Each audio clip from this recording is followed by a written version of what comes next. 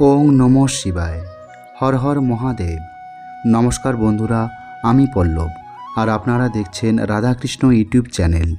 ভারতীয় দর্শন, সনাতন সংস্কৃতির অমূল্য জ্ঞান ও বিভিন্ন দেবদেবীর আরাধনা পদ্ধতি এই চ্যানেলের মূল বিষয়বস্তু। বন্ধুরা, আজকের বিষয়টি অত্যন্ত রহস্যময়, গভীর এবং আত্মার সঙ্গে যুক্ত। আজকের এই ভিডিওতে আমরা কথা বলবো শিবের কৃপা পাওয়া মানুষের 7টি গোপন সংকেত। বন্ধুরা, ভিডিওটি সম্পূর্ণ দেখার অনুরোধ রইল। আর নতুন বন্ধুরা পাশে থাকা সাবস্ক্রাইব লেখাটি প্রেস করে বেল আইকনের অল অপশন সিলেক্ট করুন। শাস্ত্রে বলা হয়েছে, ন হি কল্যাণ কৃত কশ্চিত দুর্গতিং তাত গচ্ছতি। অর্থাৎ, যে ব্যক্তি কল্যাণের পথে চলে সে কখনোই চরম অধঃপতনে যায় না। যখন স্বয়ং মহাদেব কারোর উপর কৃপা করেন তখন তার জীবনে শুধু বাহ্যিক পরিবর্তন হয় না, অন্তরের গভীরে এক অদ্ভুত রূপান্তর শুরু হয়। মানুষটি বাইরে থেকে সাধারণ মনে হলেও ভেতরে ভেতরে সে হয়ে ওঠে অদ্ভুত শক্তির এক আধার। অনেকেই ভাবে শিবের কৃপা মানেই অর্থ, যশ, সাফল্য, কিন্তু না। মহাদেব প্রথমে মানুষকে ভাঁয়েন, পরিশুদ্ধ করেন, তারপর গড়েন। যত্র যোগেশ্বর শম্ভু তত্র শান্তির ন সন্দেহ। অর্থাৎ, যেখানে শম্ভু আছেন সেখানে নিশ্চিত শান্তি বিরাজ করে। শ্রোতা বন্ধুরা যারা নিয়মিত আমাদের ভিডিও দেখছেন, আপনাদের অসংখ্য ধন্যবাদ। আর যদি আজ প্রথমবার দেখে থাকেন তাহলে অনুরোধ করব চ্যানেলটি সাবস্ক্রাইব করুন, ভিডিওটিতে লাইক করুন আর কমেন্টে লিখে জানান হর হর মহাদেব।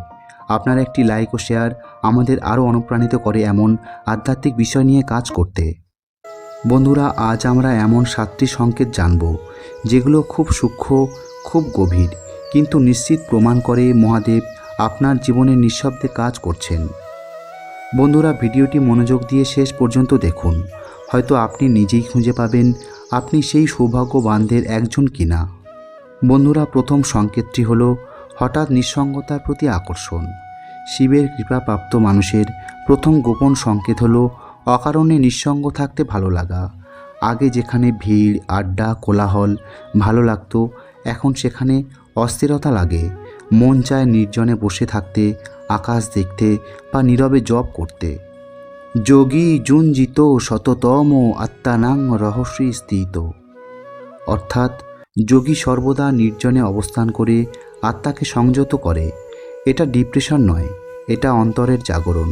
মহাদেব আপনার চেতনাকে জাগিয়ে তুলছেন। দ্বিতীয় সংকেতটি হলো পুরনো বন্ধন ও আসক্তি নিজে থেকেই ছিঁড়ে যাওয়া। হঠাৎ দেখবেন যে সম্পর্কগুলো একসময় খুব গুরুত্বপূর্ণ ছিল সেগুলো নিজে থেকেই দূরে সরে যাচ্ছে। আপনি চেষ্টা করছেন না, তবুও বিচ্ছেদ ঘটছে। অশক্তির ও অনভিসঙ্গ পুত্রদ্বার ও গৃহাদিষু। অর্থাৎ, পুত্রদ্বার গৃহের প্রতি অতিরিক্ত আসক্তি ত্যাগ করাই জ্ঞান। মহাদেব আপনাকে মোহমুক্ত করছেন, কারণ শিব মানেই মুক্তি। বন্ধুরা, তৃতীয় সংকেতটি হলো স্বপ্নে বা ধ্যানে বারবার জল, পাহাড় বা শ্মশান দেখা। শিবের 3টি প্রধান প্রতীক হলো হিমালয়, গঙ্গা ও শ্মশান। যদি বারবার স্বপ্নে বা ধ্যানে এই চিত্রগুলো আসে তাহলে বুঝবেন চেতনা শিব তত্ত্বের দিকে এগোচ্ছে। গঙ্গাধারায় নম শম্ভু। অর্থাৎ, যিনি গঙ্গাধারী তাঁকে প্রণাম। এগুলো কাকতালীয় নয় বন্ধুরা, এগুলো আধ্যাত্মিক সংকেত। চতুর্থ সংকেতটি হলো অন্যায় সহ্য করতে না পারা। হঠাৎ দেখবেন মিথ্যা, প্রতারণা, অন্যায় আর সহ্য হচ্ছে না, ভেতরে আগুন জ্বলছে। শিব হলেন রুদ্র, ধ্বংসের দেবতা, কিন্তু সেই ধ্বংস অন্যায়ের বিরুদ্ধে। রুদ্রং পশুপতিং স্থানং নীলকণ্ঠং নমাম্যহম। অর্থাৎ, রুদ্র, পশুপতি, নীলকণ্ঠ শিবকে আমি প্রণাম করি। যদি অন্যায়ের বিরুদ্ধে আপনার আত্মা প্রতিবাদ করে, জানবেন রুদ্র শক্তি জেগেছে। বন্ধুরা, পঞ্চম সংকেতটি হলো আকস্মিক কষ্ট, কিন্তু ভিতরে অদ্ভুত এক শক্তি। শিব কৃপা করলে প্রথমে পরীক্ষা নেন। হঠাৎ জীবনের সমস্যা বাড়ে, কিন্তু আশ্চর্যভাবে আপনি ভেঙে পড়েন না। তপস্যা ব্রহ্মচর্যেন স্বমেনচ তমেনচ। অর্থাৎ, তপস্যা, সংযম ও ধৈর্যের মাধ্যমেই আত্মশক্তি বৃদ্ধি পায়।